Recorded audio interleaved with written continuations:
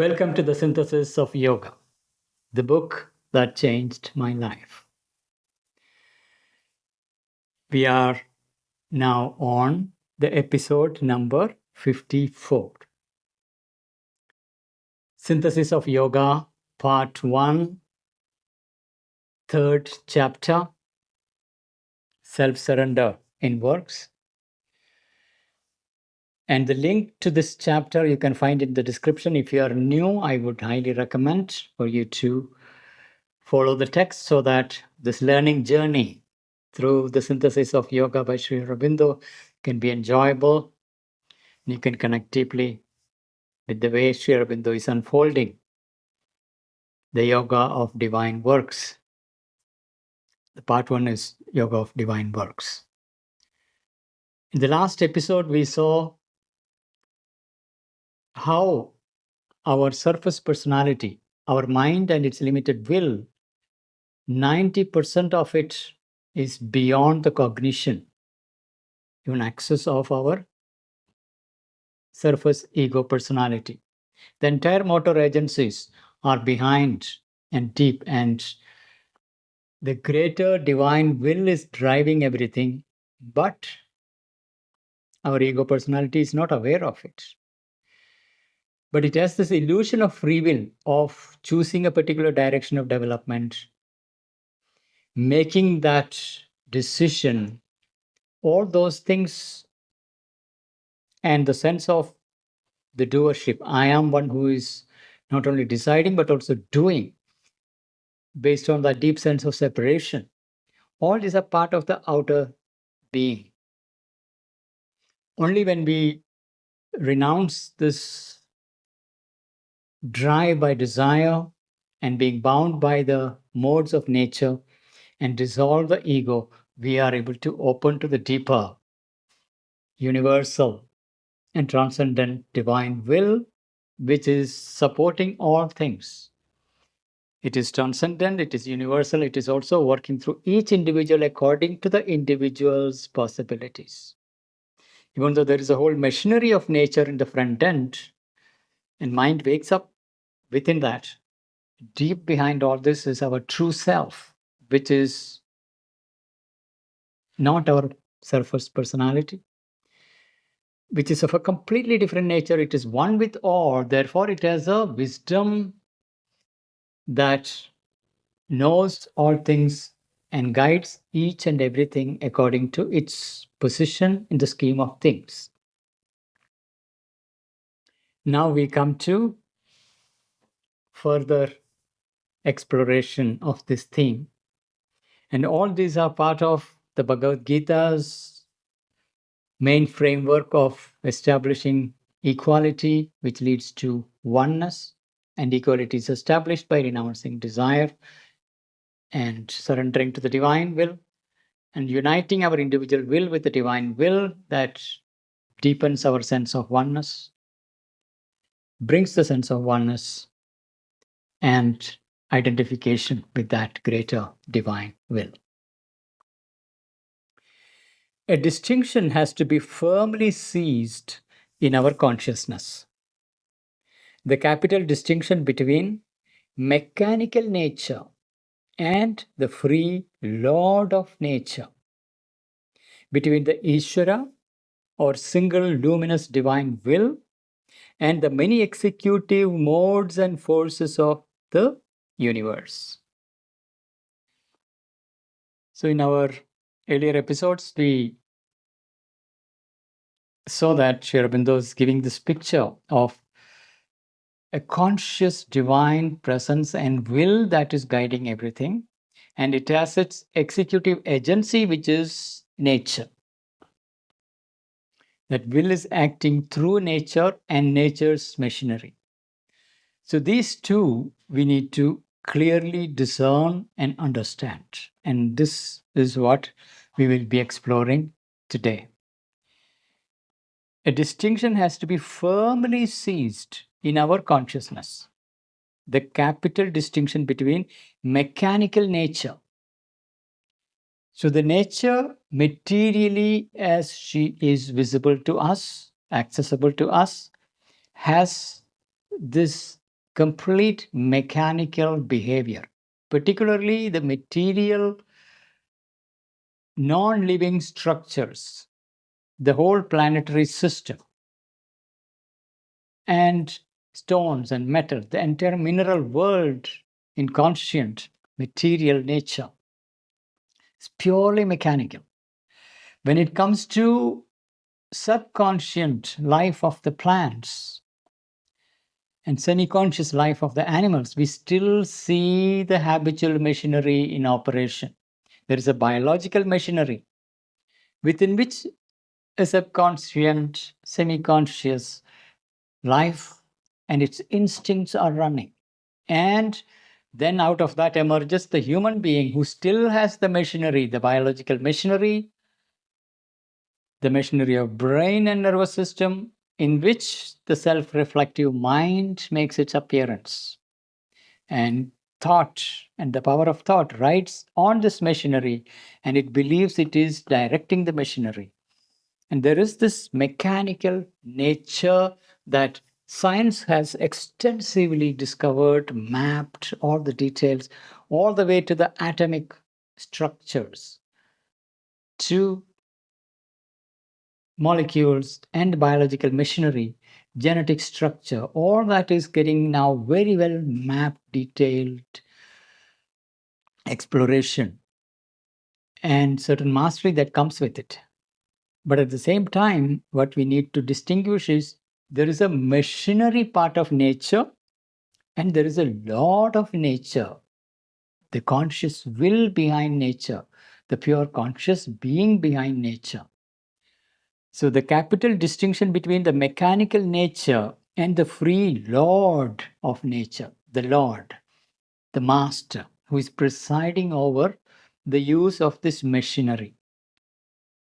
Between the Ishvara or single luminous divine will. Ishvara is the single luminous divine will, and the many executive modes and forces of the universe. So the universal nature has many executive modes and forces, which is pretty much visible when we look at nature, the heat and cold and electricity and magnetism and nuclear forces, weak nuclear force, strong nuclear force. There are so many different variety of forces operating through nature, executive modes of nature, and its mechanical aspect. This is something that we must consciously recognize and take note of. Nature, not as she is in her divine truth, the conscious power of the eternal. So nature has these two distinctly different voices. One is the outer, the mechanical machinery, the automatic machinery of nature, mechanical forces of nature.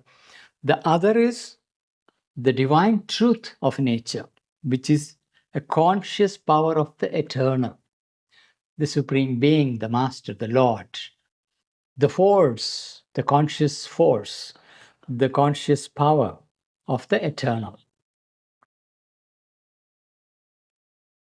So, nature, not as she is in her divine truth, the conscious power of the eternal, but as she appears to us in ignorance, is executive force, mechanical in her steps, not consciously intelligent to our experience of her, although all her works are instinct with an absolute intelligence.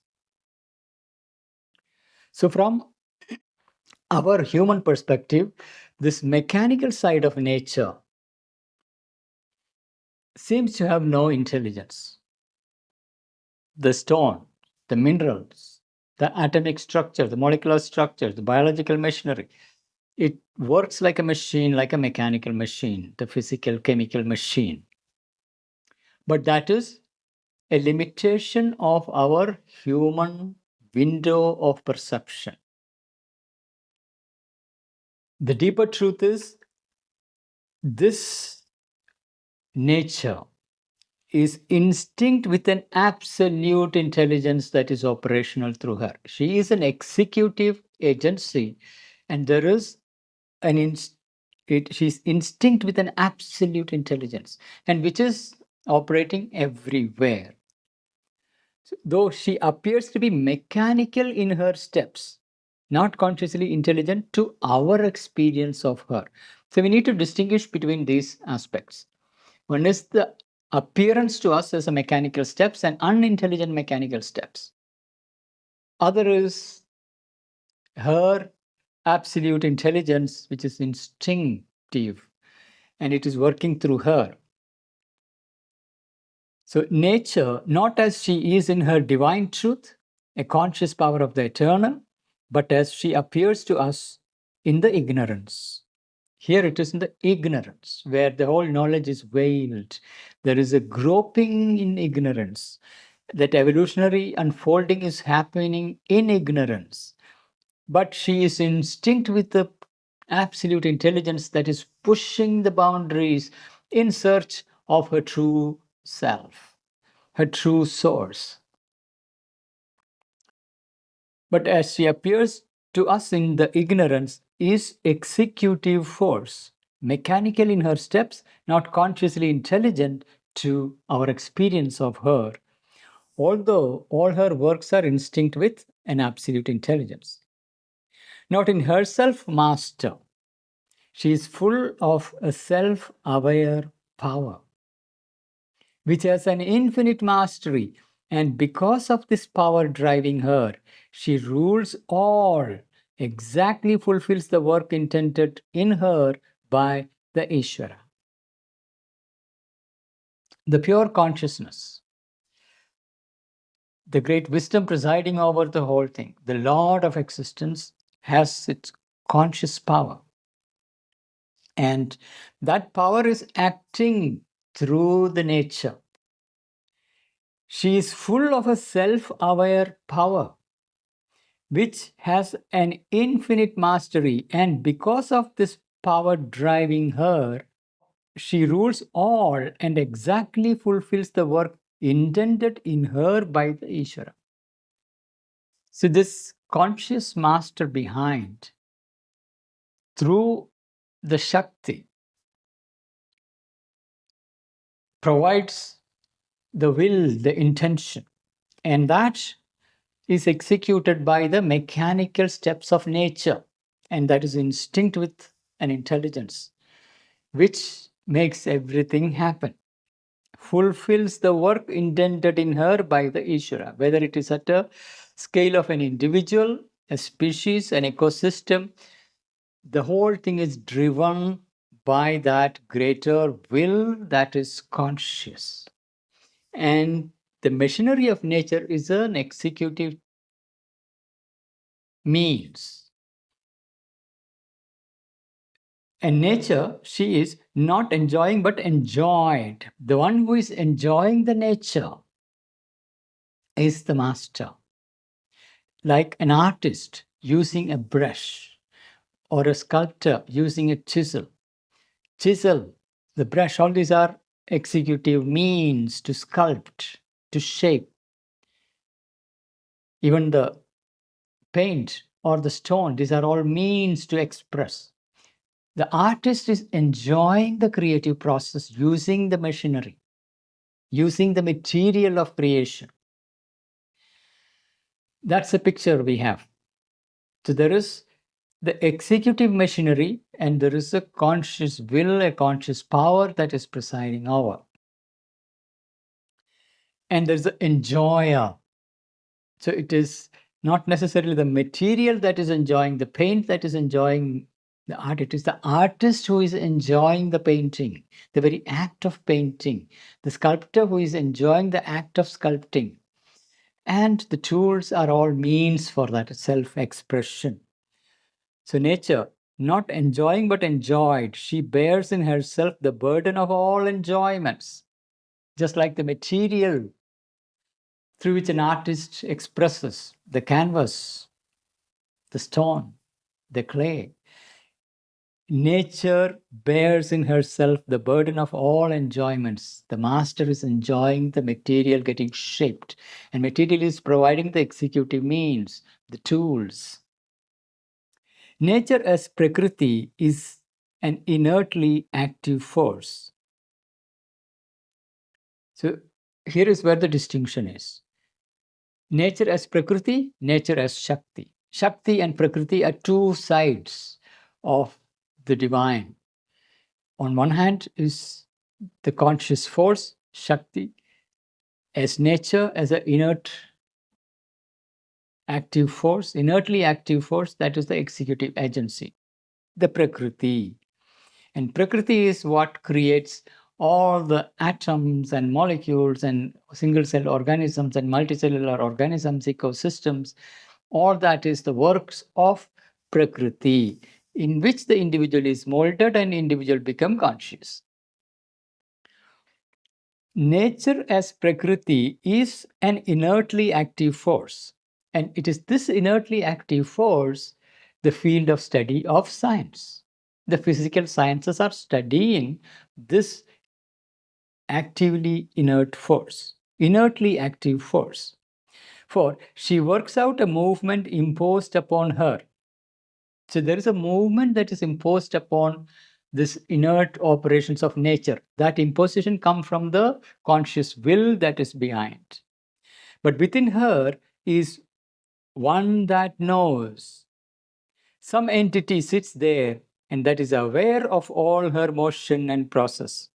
So, in the very depth of this executive agency of nature, very material substance which appears to be mechanical in its operations, deep within that, there is one that knows. Some entity sits there and that is aware of all her movements and processes. Prakriti works containing the knowledge, the mastery, the delight of the Purusha, the being associated with her or seated within her. So within the nature is the Purusha. Purusha, again, let's not confuse Purusha for a man. Purusha simply means the being, the conscious being within. Whether you have a male body, female body, behind there is a pure witness, pure being behind. The gender, man, woman, male, female, all these are only a part of the outer machinery. Regardless of the gender types, there is the conscious being, which is referred to as a Purusha, and the power, the will of the Purusha is a Shakti, and there's a mechanical executive agency, which is the machinery of nature. So, Prakriti works containing the knowledge, the mastery, the delight of the Purusha. The Purusha is already there in nature. The being associated with her or seated within her, but she can participate in them only by subjection and reflection of that which fills her. It is the conscious will of this being within that fills the machinery.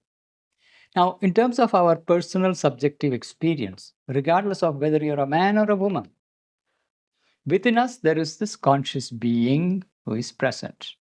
And this being has a conscious will, conscious power with which it can move things. You can move your limbs. You can walk, you can run, you can dance. You're mobilizing the machinery of the body. You can use your hands to sculpt. You can shape things. You can build things. You can create. But behind it is the conscious being and the will of this conscious being who fills the material substance and animates it. And this machinery of biological machinery becomes the mechanical means through which it flows out. So, Prakriti works containing the knowledge, the mastery, the delight of the Purusha, the being associated with her or seated within her, but she can participate in them. She is here the mechanical nature. Our biological body, for example, can participate in them only by subjection and reflection of that which fills her. There is a conscious being filling this body and pressing out the will, imposing the will so that the limbs moves this way or that way. And you go create things. That creative movement mobilizes the biological machinery. Purusha knows and is still and inactive. Purusha part is the knower knows and is still and inactive. That provides the stage, the conscious witness. In tantric traditions, what is referred as the Shiva, who is the stage, the conscious being, pure awareness, pure witness, the observer in us. He contains the action of Prakriti. Action of Prakriti is this whole mechanical nature. So this witnessing being who contains the whole action of Prakriti within his consciousness and knowledge and enjoys it. And it is the power of this Purusha who, in the higher divine nature, where the Shakti project her power to create, or Shakti is the power, creative power, who fills this machinery and manifests. So Shakti, the nature has these two voices. One is the mechanical nature, the executive mechanical nature. The other is the conscious Shakti, who is one with the Purusha. Or rather, in the higher realm, we would say Purushottama or higher Purusha. Within us, within the individual, what we can experientially discern is the presence of an observer, a witness, who can stand back from the operations of the biological machinery, operations of thought, emotions, sensations, everything. It can stand back and observe. That is Purusha. Regardless of whether you're a man or a woman, the witness in you, that is the Purusha.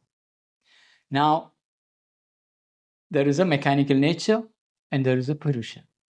We are yet to discover Shakti, who is the divine dimension that is above, the divine power that is above. Here is the nature's fallen force, which is mechanical in nature.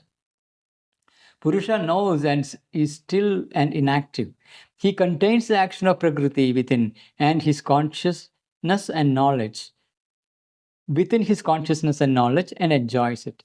He gives the sanction to Prakriti's works and she works out what is sanctioned by him for his pleasure. So in our individual lives, this witness within makes that conscious sanction. Okay, let this be done. Even when you have, say, tears welling up, and you can give sanction, let the tears roll out, or withdraw the sanction so that tears are held back. That whole machinery, biological machinery that produces tears, is operationalized by the choice of the Purusha. But for the most of the operations of our Prakriti, when we are not awakened, when you are not free, we are not truly that larger divine being, we do not have control over the operations of Prakriti, and Prakriti goes on in a mechanical routine.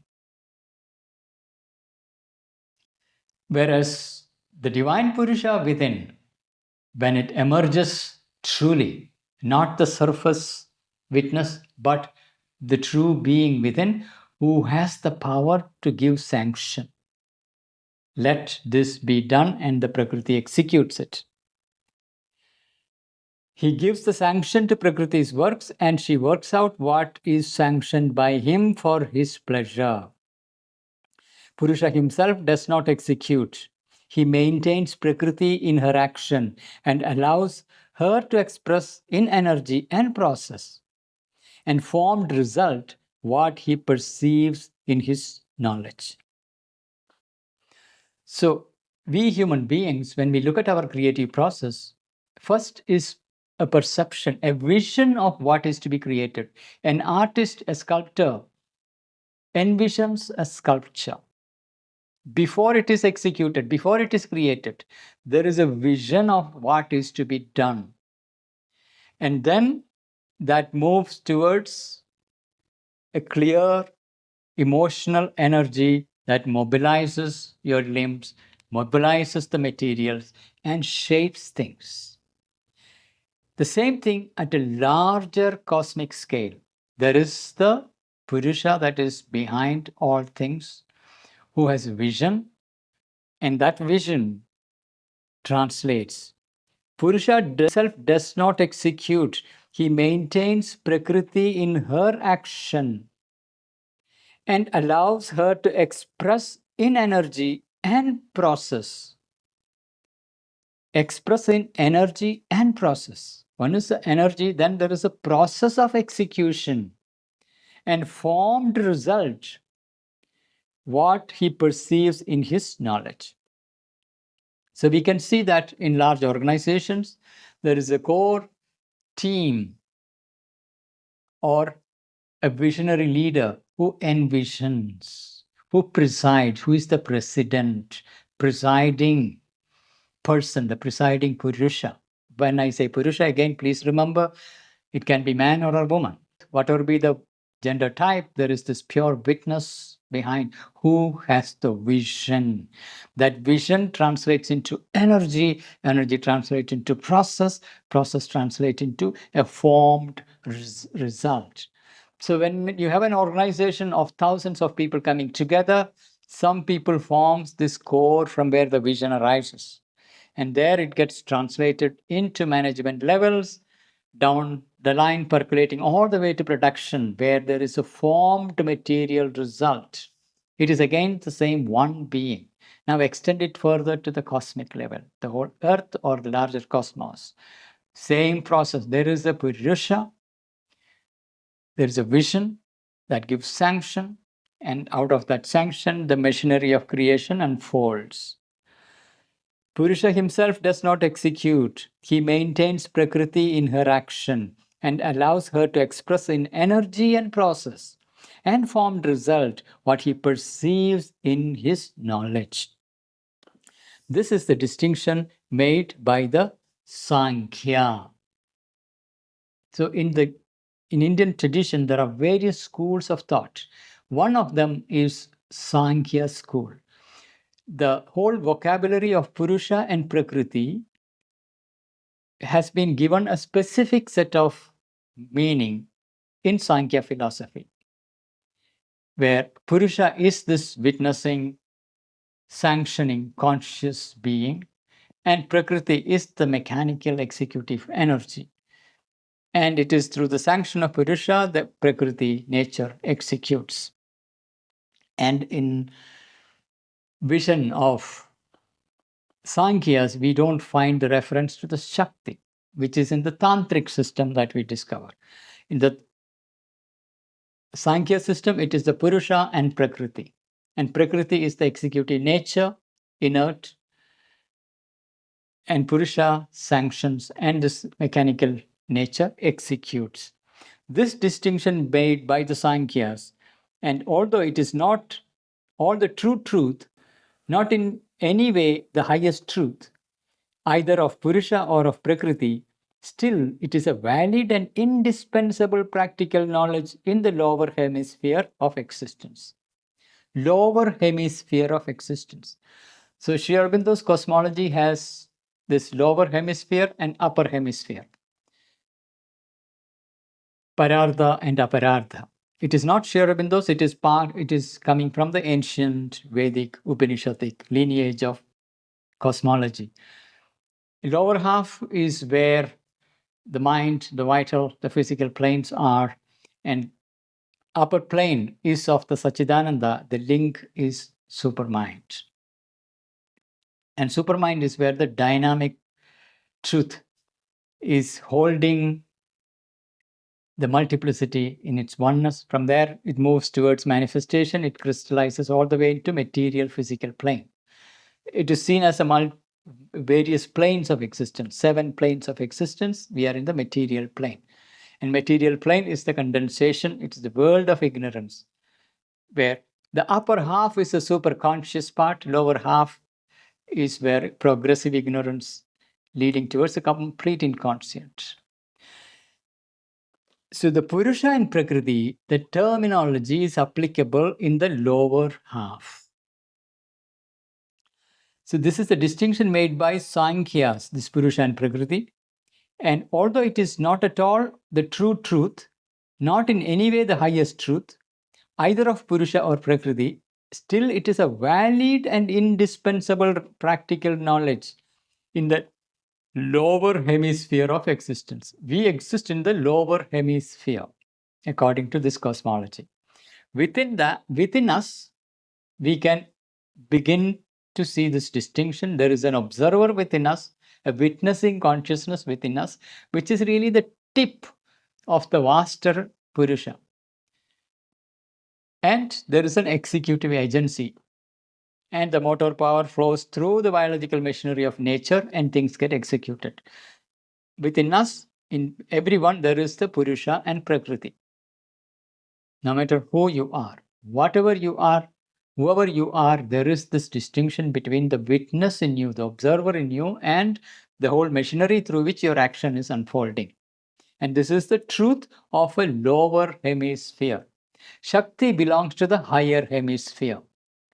In the integral yoga, Sri Aurobindo relies on the Shakti, and he already made the distinction between the nature and the conscious Lord presiding over.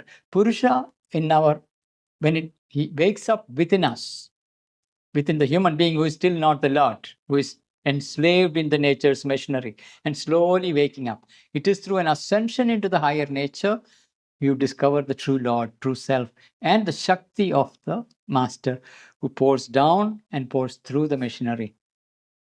So this is the distinction made by the Sankhyas. And although it is not at all the true truth, not in any way the highest truth, either of Purusha or of Prakriti, still it is a valid and indispensable practical knowledge, the observer and the observed, in the lower hemisphere of existence.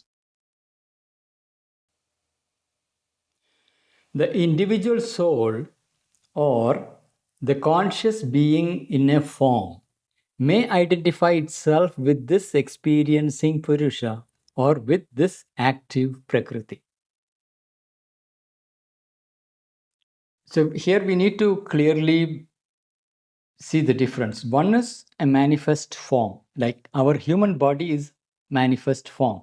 Within that, there has awakened a conscious being, an observer. That observer is the Purusha, conscious being. That is really the tip of the deeper soul, like a tip of the iceberg. The witness who awakened within us is just the beginning. There is a deeper, infinite depth inward. And that is what we are referring to as the individual soul or the conscious being in a form. May identify itself with this experiencing Purusha or with this active Prakriti. Active Prakriti has multiple layers. Our thoughts that are streaming through, it is part of the Prakriti. Our psychological nature, it is part of the Prakriti. Our emotions, that is part of the Prakriti. Our energy, the drive, the compulsions, the impulses, all that are part of the Prakriti. Our senses, part of the Prakriti. Our material body, Prakriti. And this is the machinery of biological machinery of nature. So on the extreme physical end, there is the biological machinery. Within that, there is the psychological machinery, more subtler dimensions, the subtle layers. And behind all that is the pure observer, the witness, the sakshi within us. That is the Purusha.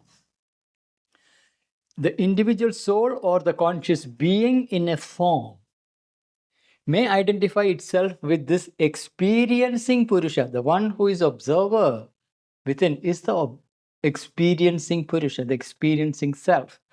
Then the other is the active Prakriti, who is doing the thinking, feeling, driving, sensing, doing. All that is done by Prakriti. If it identifies itself with the Prakriti, it is not master, enjoyer, and knower, but reflects the modes of working of Prakriti, modes and workings of Prakriti. So this observer can get identified with the operations of Prakriti. Like when we are watching a movie, we forget ourselves. We identify ourselves with the characters of the movie, cry with them, laugh with them. The entire experience is in a deep sense of identification with the characters. We become the situation. And that is a temporary identification. The moment the movie gets over, we wake up and we come out and we are this particular self.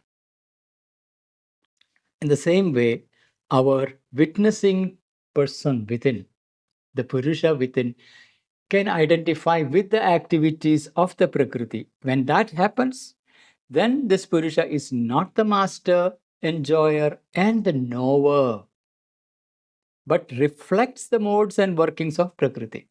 This Purusha is simply reflecting the modes and workings of Prakriti. It is not the enjoyer, master, or knower, because it is enmeshed and immersed in it. It enters by its identification into the subjection and mechanical working, which is characteristic of her. She is this mechanical nature. When we identify with it, particularly the biological body and biological operations, biological drives, we are identified with it. So we experience ourselves to be, I am experiencing pain in the body. I'm experiencing hunger in the body. I'm experiencing desire within me. I am desiring. I am angry. I'm sad. I'm happy. All that whole range of experiences happen when the Purusha is identified with it. And when you're identified, you are not the enjoyer. You are neither the knower or the master. But when we go for a movie, when we watch a theater, we know that we can snap out of the identification. And there is certain mastery there. We can snap out and say, no, that was a movie, and be free. But in life, we are so deeply identified with thoughts, emotions, energy, sensations, body, and the story that has happened in the past and the dreams of the future. We are identified with this entire operations of nature. Such a Purusha, such a being, is not master, enjoyer, and knower, but reflects the modes and workings of Prakriti. Yes, just reflecting the Prakriti's modes and forces, workings. If it enters by its identification into the subjection, into that subjection and mechanical working, no, it enters by its identification into the subjection and mechanical working, which is characteristic of her, which is the Prakriti. And even by an entire immersion in Prakriti, this soul becomes inconscient or subconscient, asleep in her forms as in the earth and the metal, or almost asleep as in plant life. So, this Purusha, this observer, when this observer identifies entirely and immerse and get entirely lost, that's where we have a complete inconscient state of the stone, the metal, the earth, the non-living material body of earth. And then there is a semi-conscious, subconscient layer which is in the plant life, where seems to be some awakened presence. It is subconscient. It is not a conscious witness like we are able to self-reflect. It is subconscient. So By an entire immersion in Prakriti, the soul becomes inconscient or subconscient, asleep in her forms as in earth and the metal, or almost asleep as in plant life. There, in that inconscience, it is subject to the domination of tamas. So, this whole mechanical end of things, the earth, the metal, the material dimension, which is dominated by tamas, the principle of inertia. And that is one of the first discoveries of physics, the law, the idea of inertia. In that inconscience, it is subject to domination of tamas, the principle, the power, the qualitative mode of obscurity and inertia. Sattva and rajas are there, but they are concealed in the thick coating of tamas. So remember, Sri Aurobindo had been referring to the modes of nature. Now he is bringing that clearly. He is referring to tamas, rajas, sattva. So in the material domain, it is tamas that is dominating. Sattva and rajas are there, but they are not dominant, they are involved, concealed in the thick coating of tamas. The nature of tamas is obscurity and inertia. And inertia is of two kinds. Essentially, your inability to change your state. If you're at rest, it will remain at rest, like a stone. Stone, you keep it somewhere, it will stay there, unless and until it is hit by something else from outside. An outside agency is required to move a stone from one place to another. And there is a dynamic inertia when things are in motion. It will continue to go on and on and on in cycles unless there is some resistance to it. So that is an amazing discovery in physics. And we do have corresponding psychological inertia and obscurity. Yogic science is a subjective science. So we are exploring it from a subjective inner dimension. In that inconscience, it is subject to the domination of tamas. It here is the Purusha is subject to the domination of tamas. The principle, the power, the qualitative mode of obscurity and inertia. It is one of the qualities among the three modes. Tamas is one. Obscurity and inertia. Sattva and rajas are there, but they are concealed in the thick coating of tamas. Emerging into its own proper nature of consciousness, but not yet truly conscious, there is still too great a domination of tamas in the nature.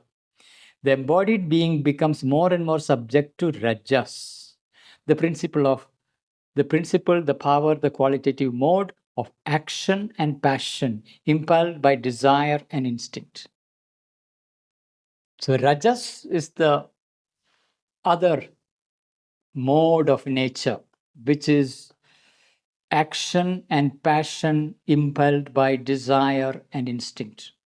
In all of us, there is an instinctive action possible and action driven by desire and passion.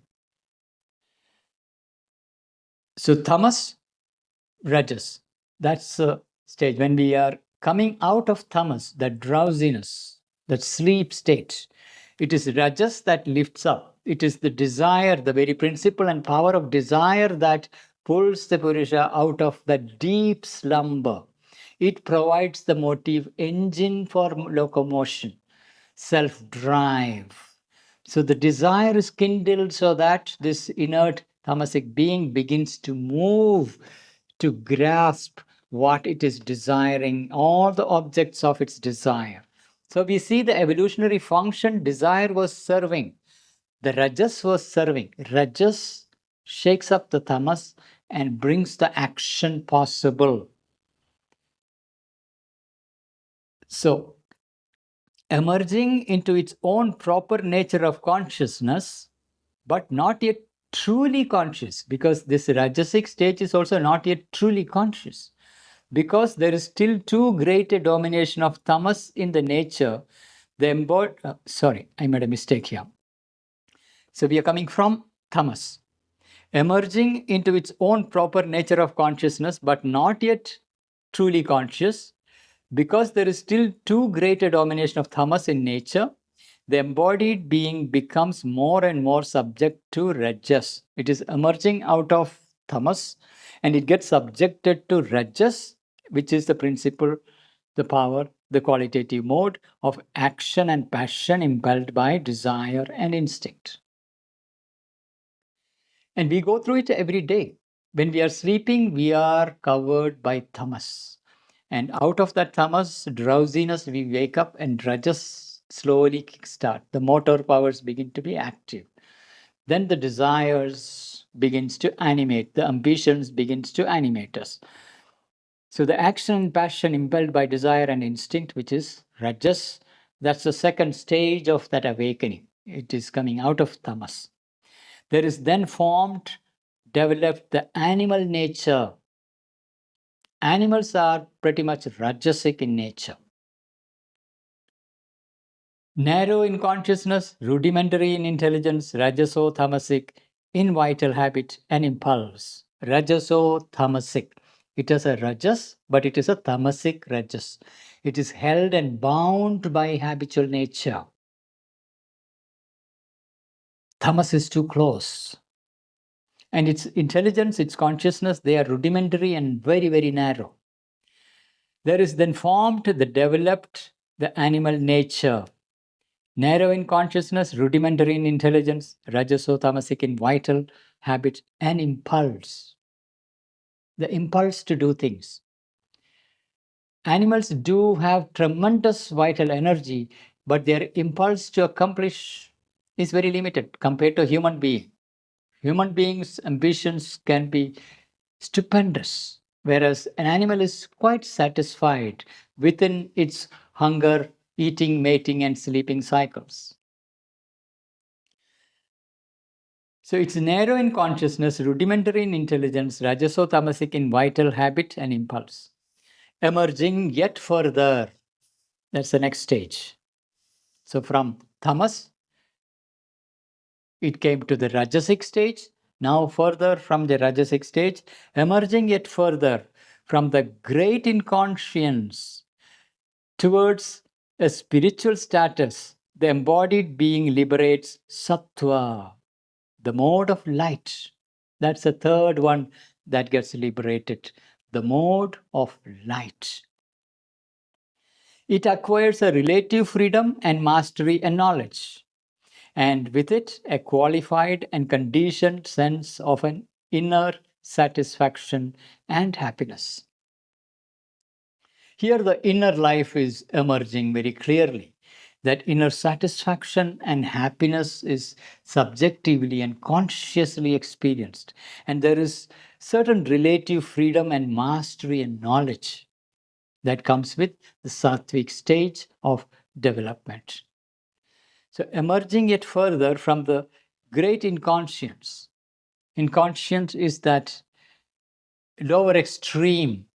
Remember, there was reference to the lower hemisphere. The bottommost end of it is the inconscience. Above is the superconscient, the upper hemisphere. Below is the inconscient. Out of that inconscient, the matter emerged in the evolutionary process. Out of matter, which is entirely tamasic, the plant and animal life, which is subconscient, emerged, which is still bound by tamas but increasingly rajasic. And out of that, man emerged, where the sattvic qualities can find expression, the mode of light, and acquires a relative freedom and mastery and knowledge, and with it, a qualified and conditioned sense of an inner satisfaction and happiness. An inner life begins. The psychological dimension finds its growth where inner satisfaction has and the direction of life, all that become very, very emergent and important aspect, which is not there in a stone. A plant, very rudimentary. In animal, it is beginning to show an inner life, but again, very, very basic psychologically. But in human being, the inner subjective nature gets more and more complex, and a rich inner life become possible. Man, the mental being in a physical body, should be, but is not, except in a few among this multitude of ensouled bodies of this nature. Ideally, man should be this, that rich inner life among all this multitude of ensouled bodies. Bodies, within it, there is a living, a conscious soul. At the lower end of the stone, it is entirely involved and enmeshed. And in plant, it's beginning to awaken. In an animal, it's much more conscious. In man, it has become self-aware.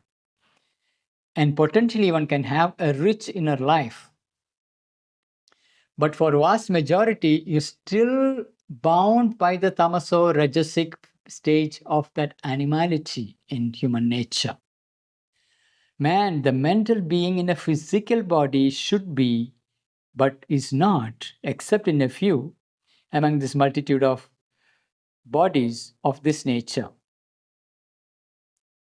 This sattvic nature, but only a few are of that nature.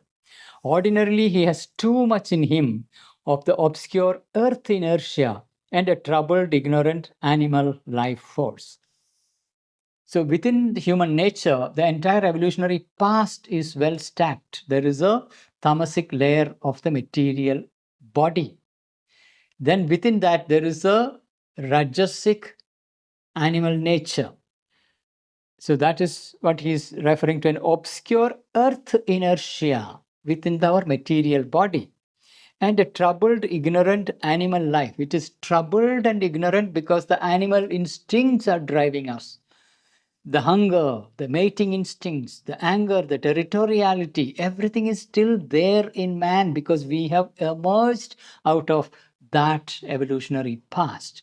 We are not yet sattvic with having that rich inner life that can override the animality. Yes, a small portion of humanity can do that, but vast majority are still under the grip of animal nature, the desires, the cravings, the drives, the impulses, which is troubled, ignorant animal life force. To be a soul of light and bliss, or even a mind of harmonious will and knowledge.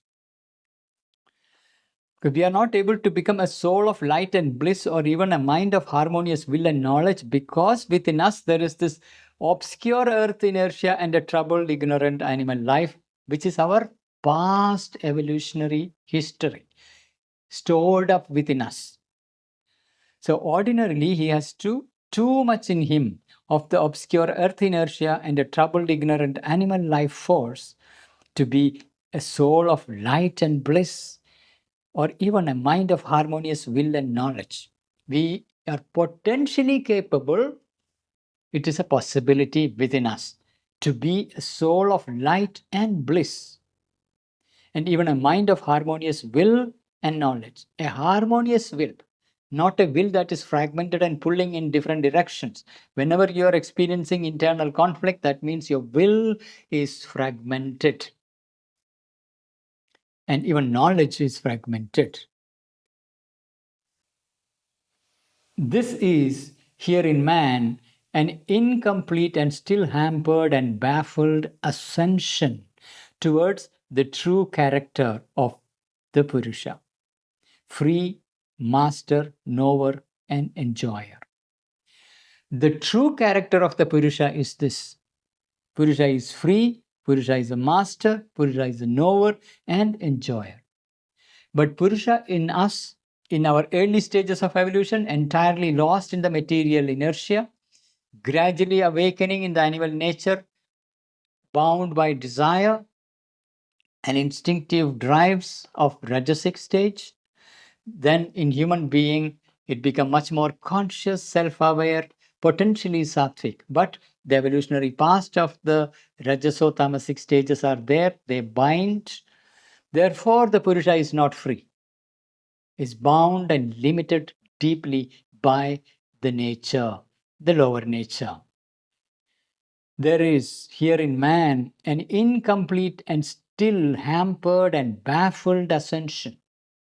Ascension, an evolutionary ascension from matter to life to mind. In mind, there is the awakening.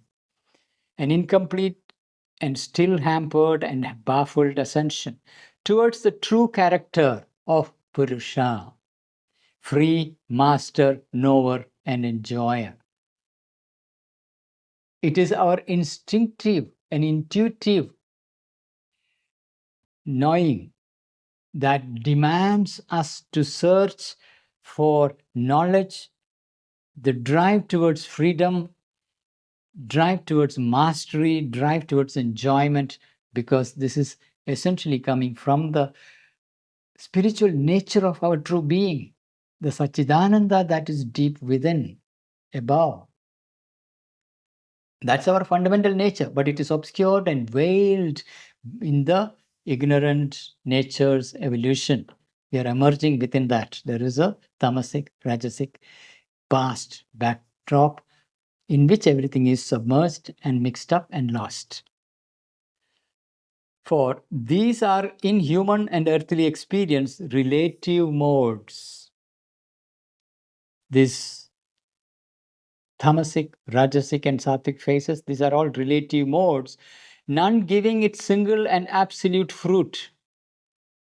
All are mixed, all are intermixed with each other, and there is not the pure action of any of them anywhere. None of these modes are acting in its purity. It's a mixture.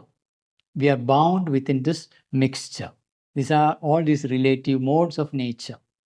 And we are finding ourselves embedded in a material nature where there is an entire evolutionary past with its earthly inertia and animals' rajasic nature. Within that context, there is an awakening of the sattvic man, possibility of a harmonious, beautiful, rich inner life, a purposeful inner life. It is their confused and inconstant interaction that it determines the experience of the egoistic human consciousness swinging in nature's uncertain balance. So our surface self, the ego personality, is bound by these modes of nature and swing in the balance of nature, either caught by the tamas or excited by the rajas, or once in a while a sattvic balance in between, then again swinging to tamas, into rajas, and once in a while some sattvic phase. That is the average human life. So even our excitement about things, about learning yoga or whatever spirituality, there is a momentary exhilaration, a heightened excitement, and then it fades and we fall into tamas, then into the forgetfulness. And after some months, we come back again. Oh, I have not completed what I started off. And again, a new cycle of excitement, probably because you got exposed to another dose of excitement from somewhere else. So we swing between rajas and tamas and rajas and tamas. Very few people find that's correct. The stable sattvic balance and the capacity to drive a self-driven learning journey. It is their confused and inconstant interaction. It is here the three modes of nature, sattva, rajas, tamas, that determines the experiences of the egoistic human consciousness swinging in nature's uncertain balance. The sign of the immersion of the embodied soul in Prakriti is the limitation of consciousness to the ego. That's the indicator. Original consciousness is infinity, eternity, omniscient, omnipotent, omnipresent. And that limits itself into a tiny, finite ego that says, I am this small little thing. That's the indication.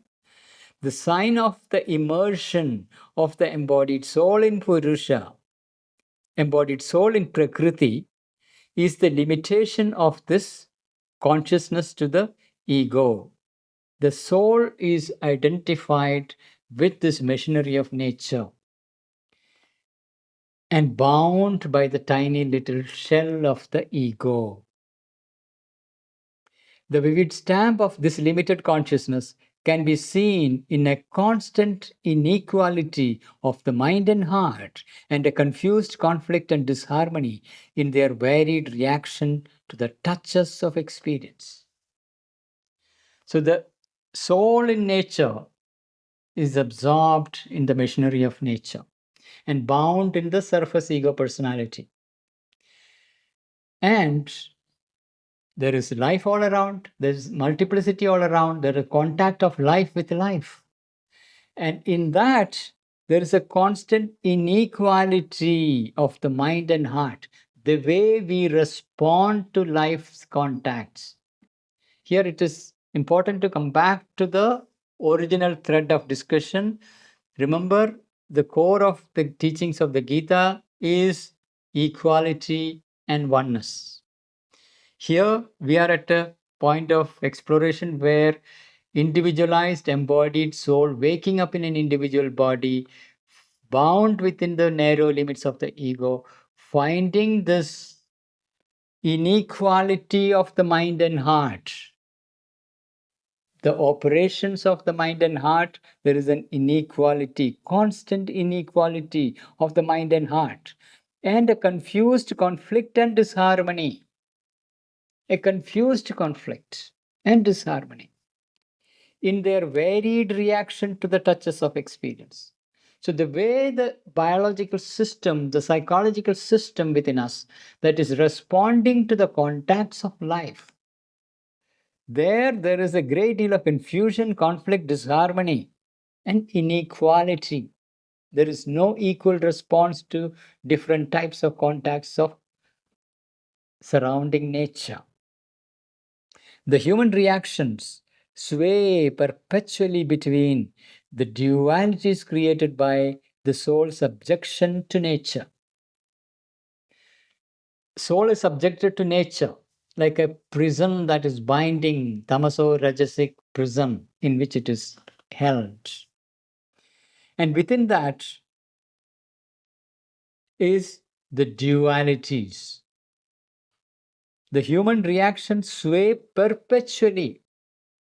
It is swaying between the extremes, perpetually, continuously, between the dualities created by the soul's subjection to nature and by its often intense but narrow struggle for mastery and enjoyment. A struggle for the most part ineffective. So there is a struggle within us to master and to be effective. Our attempts to change our habits, our thinking habits, emotional habits, physical habits, sleeping habits, eating habits, when we attempt to change that, we discover the slavery. We discover the lack of mastery and the struggle that is largely ineffective. The human reactions sway perpetually between the dualities created by soul's subjection to nature and by its often intense but narrow struggle. There's an intense but a narrow struggle because the very capacity of the ego is limited and narrow. Therefore, it is a narrow struggle. Intense but narrow struggle for mastery and enjoyment. We are driven towards mastery and enjoyment, but we can't master, we can't truly enjoy. A struggle for the most part ineffective. We fail again and again and again. Our attempts to transform ourselves hit with this intense resistance. Our soul circles in an unending round of nature's alluring and distressing opposites. Success and failure, good fortune and ill fortune, good and evil, sin and virtue, joy and grief, pain and pleasure. All these are the dualities that are presented to us. We are bound within these dualities. So, on one hand, there is ego, which binds itself to this narrow mold, identification with the nature, soul identifying with limitations of nature, and the tiny surface ego formation, and which is animated by the three modes of nature, sattva, rajas, tamas. And then within that framework, there is the play of dualities, of distressing opposites. Success and failure, good fortune, ill fortune, good and evil, sin and virtue, joy and grief, pain and pleasure. All these dualities in which the whole life unfolds. So the soul circles in an unending round, going round and round and round and round of nature's alluring and distressing opposites. On one hand, nature is luring us into attractions, temptations, and at the same time, it becomes distressing because we can't get or experience the fulfillment. Whatever is fulfilling is only temporary. Again, desire arises, its head, its hunger. So the duality is created by soul's subjection to nature and by its often intense but narrow struggle for mastery and enjoyment, a struggle for the most part ineffective. The soul circles in an unending round of nature's alluring and distressing opposites, success and failure, good fortune and ill fortune, good and evil, sin and virtue, joy and grief, pain and pleasure. It is only when awakening from this immersion in Prakriti, it perceives its oneness with the One and its oneness with all existence, that it can become free from these things and found its right relation to this executive world nature. So this Purusha, who is identified and immersed and lost in Prakriti, has to wake up and remember and perceive its oneness with the One. One is that greater self. And its oneness with all existences, everything that is surrounding the entire existence, to arrive at that oneness. Under that condition, it can become free from these things. Free from the three modes of nature, free from the dualities, free from the ego and the grip of desire. It can become free from these things and found its right relation to this executive world nature. World nature, not only your biological existence, biological machinery, the entire world nature. You have a relationship. The Purusha can establish the right relationship of the sanctioner and enjoyer of the world nature. That's when the action becomes effective in the world. That's the deeper secret of the Karma Yoga. For the action to be effective, this Purusha has to disentangle from the immersion in nature and become that one greater self and arrive at the oneness with all existence. From that point, it can become free from these things, the desire, the ego, the three modes of nature, the dualities, and found its right relation to this executive world nature.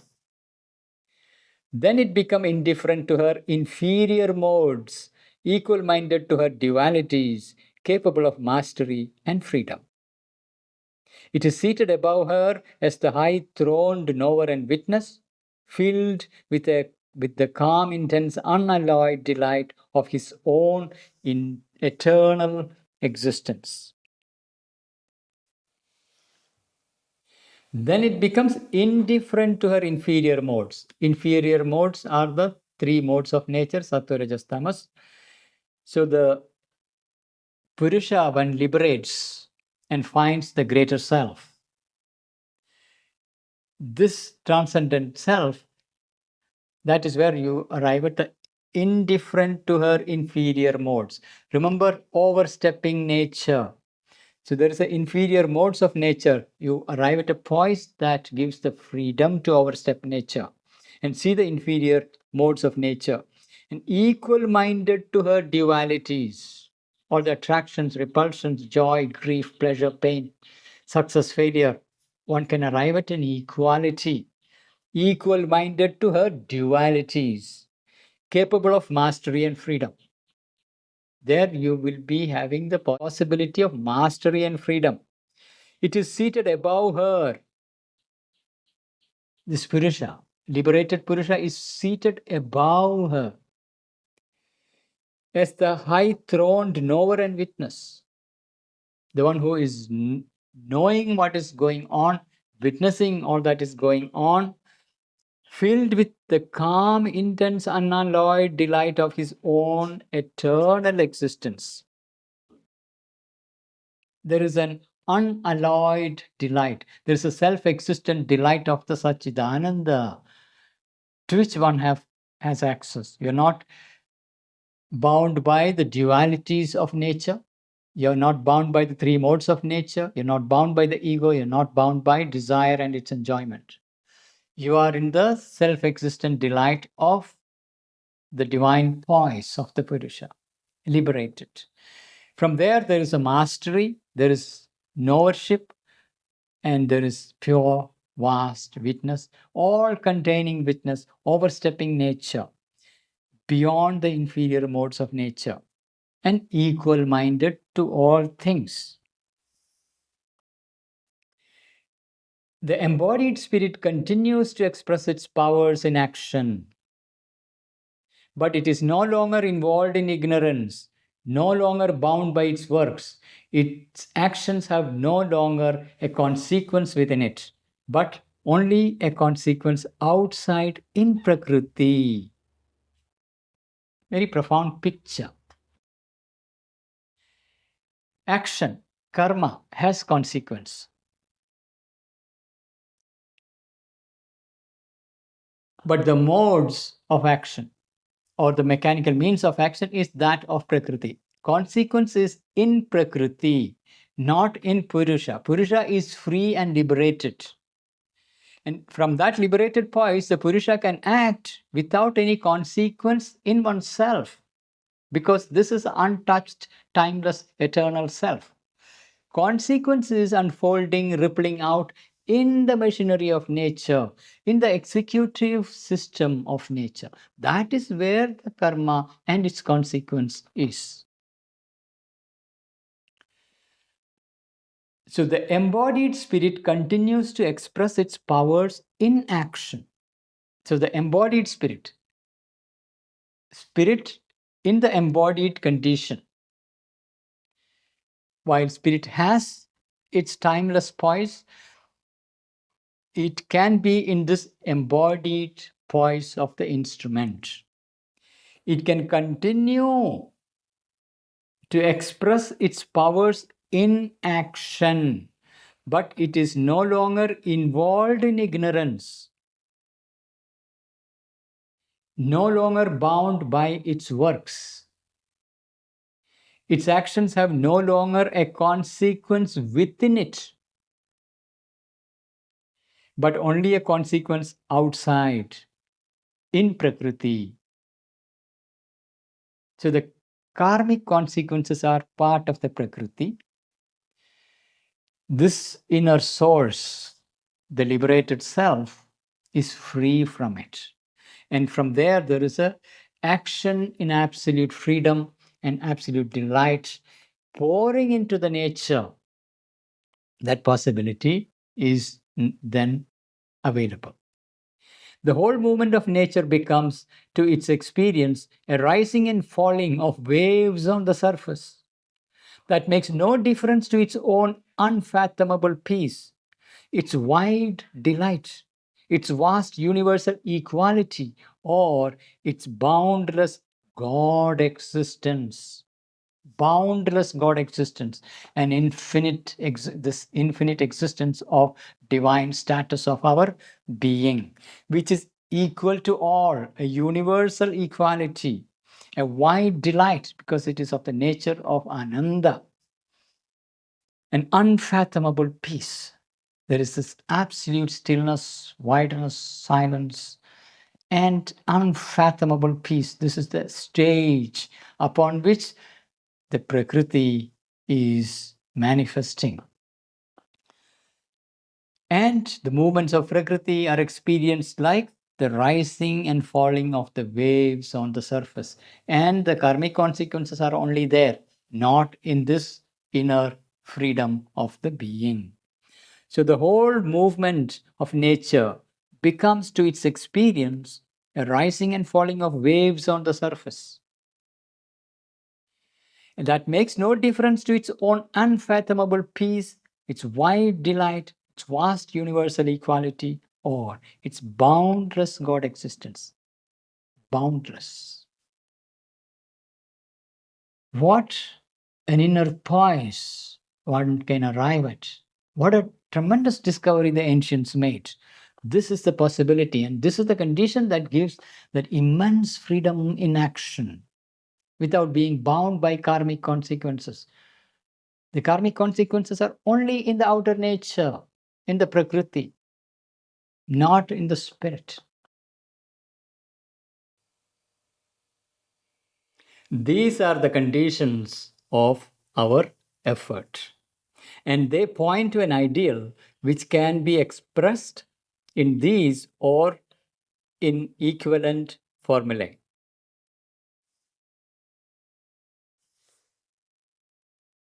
Let's see what these expressions are. So these are the conditions of our effort. What are these conditions? To live in God and not in the ego. That's the very first condition. To live in God and not in the ego. That means to move vastly founded, not in the little egoistic consciousness, but in the consciousness of the all soul and the transcendent. So to move vastly founded, not narrowly founded in our tiny little ego, but vastly founded. That means dissolved your ego and open to the infinite vastness. Vastly founded and not in the little egoistic consciousness, but in the consciousness of the all soul. One is individual soul, then there is, he's created another phrase, all soul. That is in the multiplicity within all and behind all, there is the universal, all soul, and the transcendent, that which transcends everything. To live in that, that is the formula number one. To live in God and not in the ego. Second one, to be perfectly equal. What does that mean? To be perfectly equal in all happenings and to all beings, and to see and feel them as one with oneself and one with the divine, to feel all in oneself and all in God, to feel God in all and oneself in all. That might sound a bit confusing, but let's look at that framework. To feel all in oneself. There is oneself, then there is this multiplicity, and then there is God or the divine. All these are three different perspectives of the same thing. So to feel all in oneself, that is the one aspect. Other is to see all in God. Then the third is to feel God in all and to feel one in all. So there are only three windows here: God, all, and oneself. Oneself in all, oneself in God. God in all, God in oneself. And all in God, all in oneself. Simple framework. So to be perfectly equal, this second formula requires that in all happenings and to all beings, and to see and feel them as one with oneself and one with the divine. And that means this one: to feel all in oneself and all in God, to feel God in all and oneself in all. The third aspect is to act in God and not in the ego. So the first one was to live in God and not in the ego. Third one is to act in God and not in the ego. One thing is living, the other is acting. To act in God and not in the ego. And here, first, not to choose action by reference to personal needs and standards. That's the first criteria, what it means to act in God and not in ego. The very first criteria is this: not to choose action by reference to personal needs and standards. So all the personal needs and standards are not the frame of reference for action in Karma Yoga, but in obedience to the dictates of the living highest truth above us. So there is a living highest truth above us, and that is guiding and dictating the action. There is no reference to oneself and one's personal preferences and needs and standards. The next condition: as soon as we are sufficiently founded in spiritual consciousness, not to act any longer by our separate will or movement, but more and more to allow action to happen and develop under the impulsion and guidance of a divine will that surpasses us. So, normally our action, we feel ourselves to be the initiator of the action. And we develop the action according to our own perceptions. Instead, we have to go beyond this idea: I have a separate will, not to act any longer by our separate will or movement, but more and more to allow action to happen. We are an empty instrumental condition. We are allowing a greater will to flow through and let the action happen and develop further in time under the impulsion and guidance of a divine will that surpasses us. Our individual will is there. There is a surpassing divine will. Let that do the work. And last, the supreme result: to be exalted into an identity in knowledge, force, consciousness, act, joy of existence with the divine Shakti. That's the supreme result, coming in union with the divine Shakti, which is the supreme result. To be exalted into an identity. And this identity has many flavors: identity in knowledge, identity in force, identity in consciousness, identity in act, identity in joy of existence with the divine Shakti. To feel a dynamic movement not dominated by mortal desire and vital instinct and impulse and elusive mental free will, but luminously conceived and evolved in an immortal self-delight and an infinite self-knowledge. There's an immortal self-delight and infinite self-knowledge. That is the source from where this free will is luminously conceived and evolved, not moved by our mortal desire or vital instinct or impulse, not even our elusive mental free will. So everything is surrendered to the greater will of the Divine Shakti, who brings out from that immortal self delight and infinite self knowledge this luminously conceived and evolving will. So, for this is the action that comes by a conscious subjection and merging of the natural man into the divine self and eternal spirit. It is the spirit that forever transcends and guides this world nature. It is not only just your individual instrument that is guided, it is the spirit that is guiding the world nature, the multiplicity in which you exist. It is guided and led by this spirit, the greater divine self and the Shakti of that divine self. So, here we have the three conditions of our effort given. First one, to live in God and not in ego. Second one, to be perfectly equal. Third is to act in God and not in ego. And each of them, he further illustrated.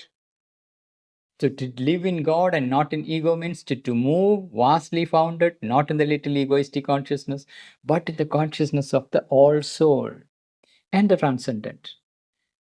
Then to be perfectly equal, that means in all happenings and to all beings, and to see and feel them as one with oneself and one with the divine. To feel all in oneself and all in God. To feel God in all and oneself in all. So that brings the perfect equality. The third, to act in God and not in ego. This means, first, not to choose action by reference to personal needs and standards, but in obedience to dictates of the living highest truth above us.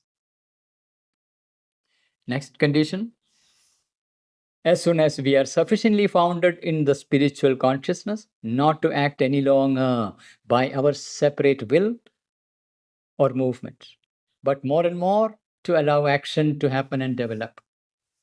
So there is a complete passivity. Our individual will and initiative is surrendered to the greater impulsion of the divine will, so that allow its action to happen and develop under the impulsion and guidance of a divine will that surpasses us.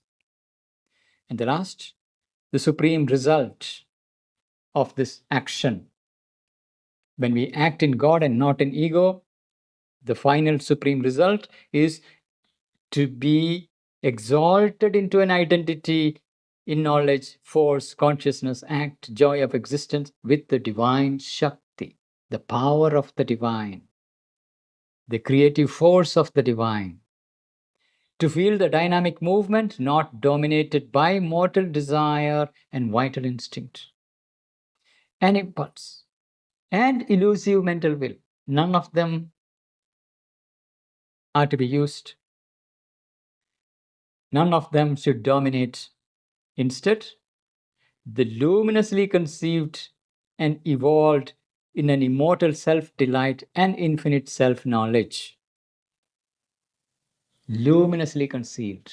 There is a illumination that comes from above and from within that reveals the path to be walked, the actions to be taken, and that is conceived from that greater source, and it evolves in time, revealing and shaping you in the process, shaping the world in the process, in an immortal self-delight and infinite self-knowledge. For this is the action that comes by a conscious subjection and merging of the natural man,